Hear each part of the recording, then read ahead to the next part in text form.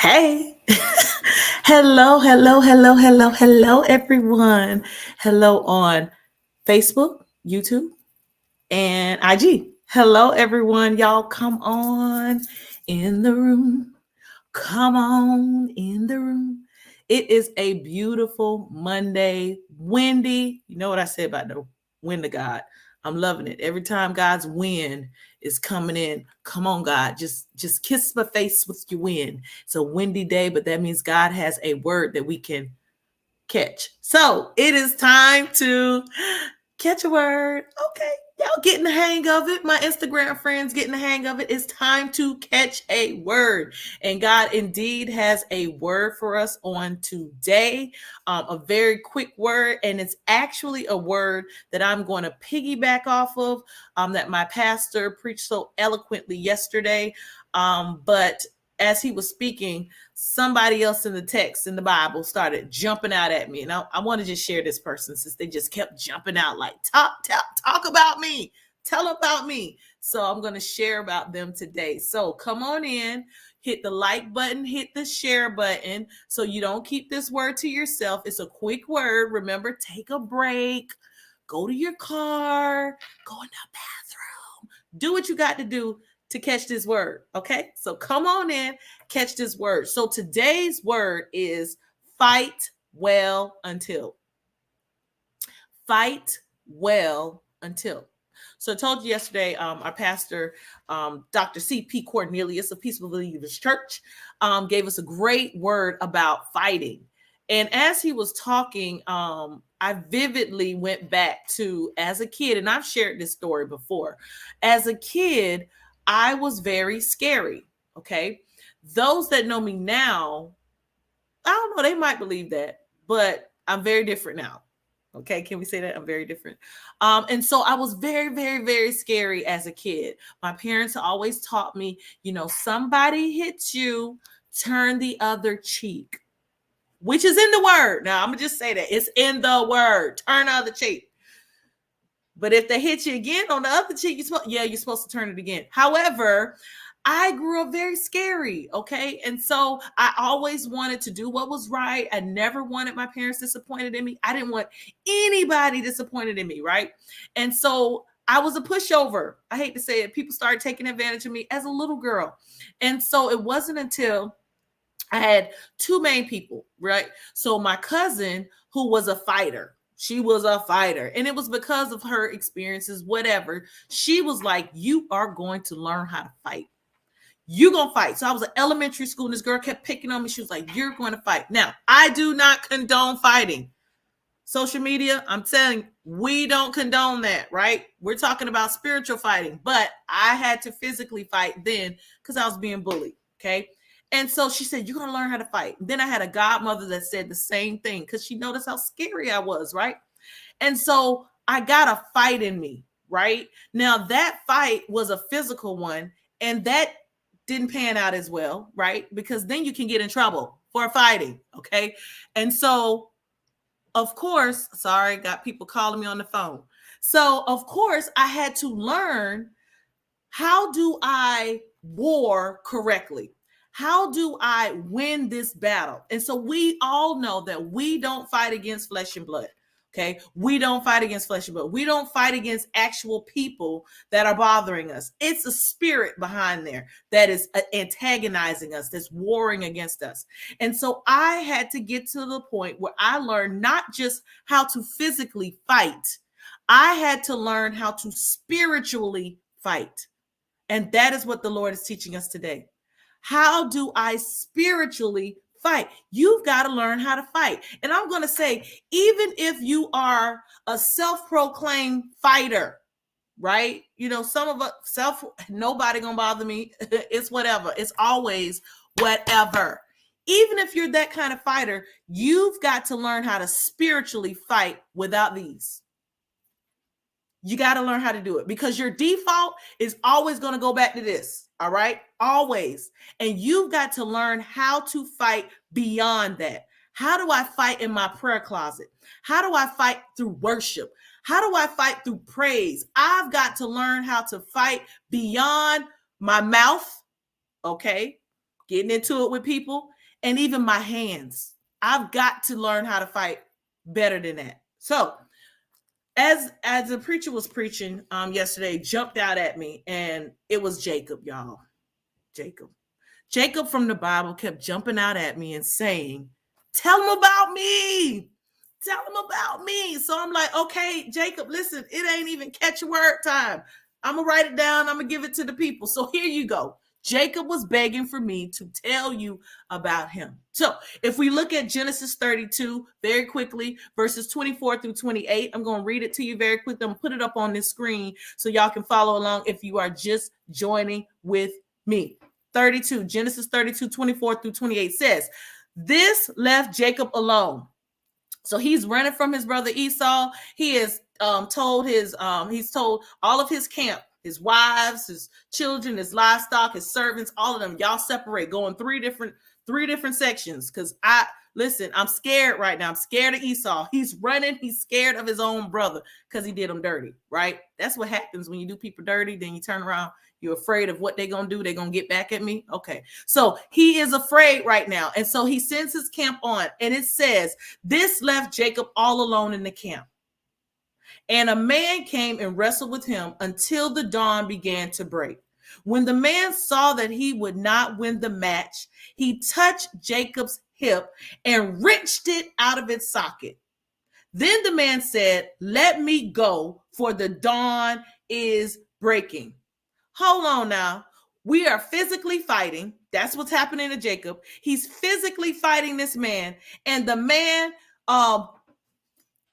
wrenches his hip, and so now he's injured. Like, I was getting you. I was winning, and all of a sudden you cheated. Doesn't it feel like that sometimes? I was winning, and all of a sudden you changed the rules on me. You cheated.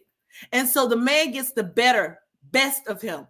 And so now he's stuck with, I'm alone by myself. Now I'm crippled. I'm injured. Like, what else is there for me? Okay. Where else I had this going for me, I no longer have this going for me. You left me crippled. Anybody ever been in that situation where you felt like you've been left in a worse condition than when you started? Like, had I had this in place, none of this would have happened. I would have been able to beat you.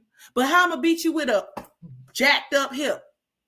Now, all of these things, hey, godmama, she done jumped on y'all. She taught me how to fight. I'm telling you. Listen, how am I going to get past this, beyond this, with this injury? There's a defect now with me. Some of us are in that situation right now. There's a defect with me. How am I supposed to fight like this? If this was a previous season, it wouldn't happen like this. I know I've said it like that. Man, if you would have caught me 3-4 years ago, baby, you would not be talking to me like this. But God has done a work in us, and he has changed us.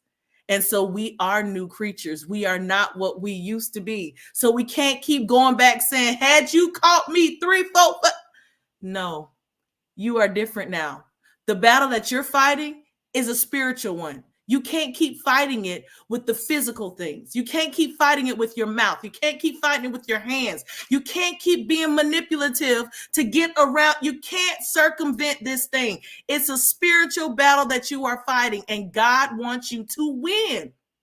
So Jacob is wrestling this man. The man gets the best out of him, injures Jacob, and the man is like, now let me go. Y'all ever been in them little fights when you were little and you getting the best of somebody and they get you all of a sudden, and then they like, time to go home, and you just stuck, you got sand in your hair, you look just looking a hot mess. It's just not looking good for you right now. And Jacob is in that situation. It's not looking good for him right now. And so the man says, let me go, man. I'm done with you. I done beat you. I done found your weakest part. Let me go. I'm out. And Jacob says, I love this. But Jacob said, I will not let you go unless you bless me. Oh, come on, y'all. That is the breakthrough for us today. Jacob determined to get a different fight in him. I am not letting you go until you bless me. Remember, we said February is about opportunities. It's our month of opportunities, right? This is it. How well are you going to fight so your opportunity does not leave you? I don't care, Lord. I am not letting you go. I've come way too far, fought way too many battles for me to let you go now. And what am I left with? A broken hip? No, I'm not letting you go until this situation changes. How many of us can actually say that? I'm going to hold on to the Lord until, no, God, no. I know far too much about you. I done heard what people say about you. I've seen you do it in my life before. I'm not going nowhere until you bless. You've got to bless me. You've got to get that kind of fight in you, because the enemy is not playing fair with you. He's not. He wants you to quit. He wants you to just lay down with your busted hip and no hope and just say all is lost. He wants you to give up. You've got to get a fight in you to say, I'm not giving up until you bless me, until this opportunity is manifested. That's what my ... That's what that means. Fight well until the opportunity or the blessing is manifested. You've got to continue to fight. I know you're tired. I know you want to give up. I know you're looking at your situation and say, it can't get no worse than this. It can. Can I say that? It can. But God's got you. Are you going to continue to fight, or are you going to give up? So it says here, verse 27, the man says, what is your name? Jacob said, Jacob. Your name will no longer be Jacob, the man told him. From now on, you will be called Israel, because you have fought with God and with man and have won. Whoa, wait a minute. So if I'm Jacob, I ain't come over here for this. I mean, I knew there was opportunity, but I didn't really come over here to try to get that. You know, I'm just saying, you're not finna just leave me broken hip. And the man says, you're going to still have a broken hip, but your opportunity is in your name. The promise is in your name. Your name now will be Israel. Satan will know that you have fought with God. You have learned how to fight the good fight of faith. And here's the thing. I didn't just learn how to fight, and I have won. Somebody type that in the chat. Listen, and I have won. It's both. I didn't just learn how to fight. I have won. That's powerful, y'all, because yes, we've got to learn how to fight this good fight of faith, but you also got to know that you have won. I love that. So while the hip problem never left him, however, that no longer was his worry. Look how God will change your perspective. You were worried about this and not having that. And how God said, even though I allowed this thing to touch you, woo, that's for somebody. Even though I allowed this thing to touch you, you still will have a name change and win. You have learned how to fight even better now than you did before. You will win this. That's for somebody out there. Yet that situation, he's not going to take that away. I'm sorry. Just like Paul said, there's some thorns in my, Lord, take it, please. I don't want these thorns in my flesh. No, I ain't taking that away, because my grace is sufficient. You're going to learn so much about me in this next season. That's what the Lord is telling you. You're going to learn so much about me in this next season that there will be no doubts that I am God, and I am God over your life, and I've got you. This fight that you're fighting right now is going to reveal that God's got you. So listen, y'all, we have got to learn how to fight well until when? Until what you've prayed about manifests itself. Until what God has promised you manifests itself. You don't give up. You've got to resolve to say, God, I'm not giving up until you bless me.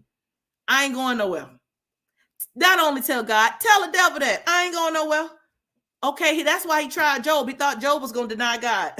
Job said, I ain't going nowhere. Though he slay me, yet I will trust him. So will you trust the Lord today? Listen, are you going to just give up? Are you going to give? No, you ain't going to give up. You got a whole bunch of prayer warriors right here with you, online, on social media, in your real life that are here to fight with you. So when your arms get tired, we here to hold you right back on up. Get back on up. Get back on up. Keep fighting the good fight of faith because you already have the victory. He may not move that thing out your way. You might walk with a limp, but you're still blessed. Oh, you're still here. You might have to endure some things, but guess what? You're still here. And you're here to live another day and tell about the goodness of the Lord. So that's our catch a word today, y'all. Listen, we got to continue to fight well. Fight, keep fighting. Keep fighting, not physically, spiritually. I dare you to start going in your own little prayer closet, in your own little way. And it's a simple prayer of, Lord, help me. Lord, I need your strength. Lord, fix this situation. That's a simple prayer. You don't have to go into a long job. God, forgive me and fix this thing for me. I'm still fighting and believing. So I'm agreeing with anybody out there that's a fighter and is going to continue to fight. I got you, but God's got you even more. So continue to fight. I love you all and be blessed. Share this word with somebody else. Go to YouTube if you missed any of the catch your words and catch those words on Unity Bearing YouTube. Subscribe. Hit subscribe. I love y'all. Y'all have a beautiful rest of your day. And guess when y'all will see me? Tomorrow. Tomorrow. I'll see you tomorrow.